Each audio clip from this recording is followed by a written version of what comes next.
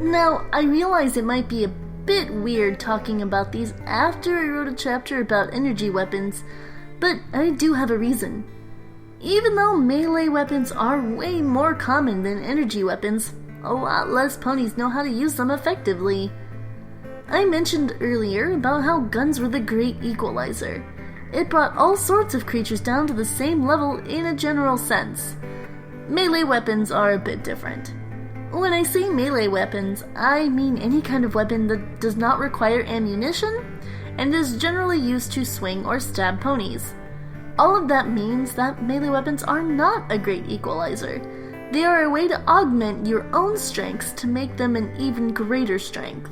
So, in Pegasi terms, melee weapons would be a device that makes it so that not only you can fly faster, but you can do a sonic rain boom all the time.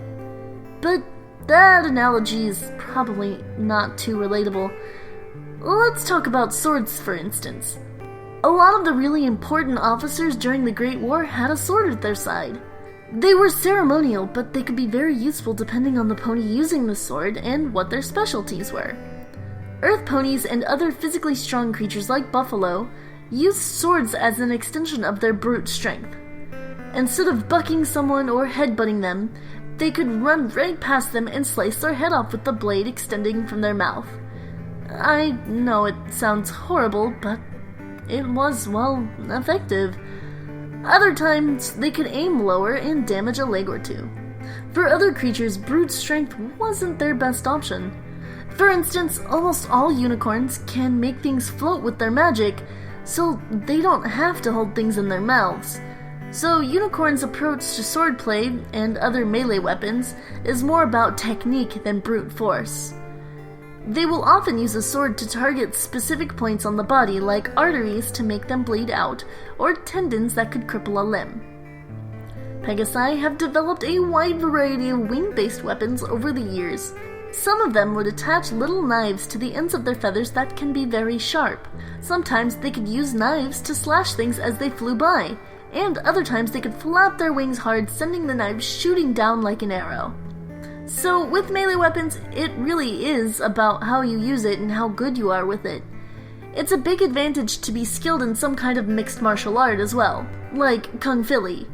All of these martial arts make you better at using your special skills in the best way. You might be able to jump higher, or roll better, or have more endurance when fighting hoof to hoof. There are a lot of simple melee weapons that almost anyone can benefit using. As long as you have decent leg strength, you can use those horseshoes that extend the blade out at the end. They can be very deadly while bucking someone. Just be careful not to spring them while you are galloping. I saw one pony tumble down a hill after doing that, and it left him with quite a few cuts.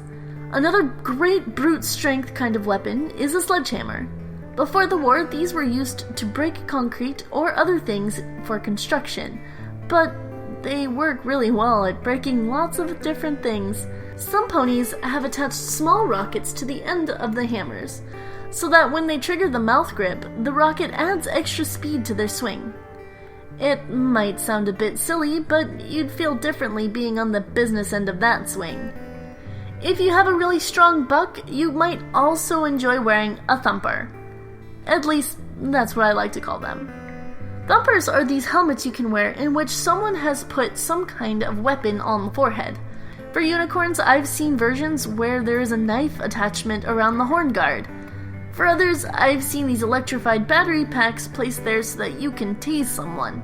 Then the helmet I first saw, which gave me the idea to call them thumpers, had a flat piece of tank armor welded to it.